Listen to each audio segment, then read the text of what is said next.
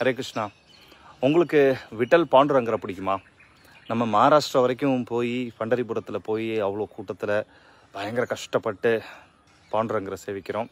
ஆனால் சென்னை பக்கத்தில், சென்னையிலேருந்து ஒரு 70 கிலோமீட்டரில், செங்கல்பட்டு மகாபலிபுரத்துலேருந்து ஒரு 3/4 மணி நேரத்தில் விட்டலாபுரம்னு இந்த கல்பாக்கத்தில் இந்த மாதிரி ஒரு 500 ஆண்டுகள் பழமையான கற்கோவில், விஜயநகர பேரரசர் காலத்தில் கட்டப்பட்ட அருமையான கோவில்.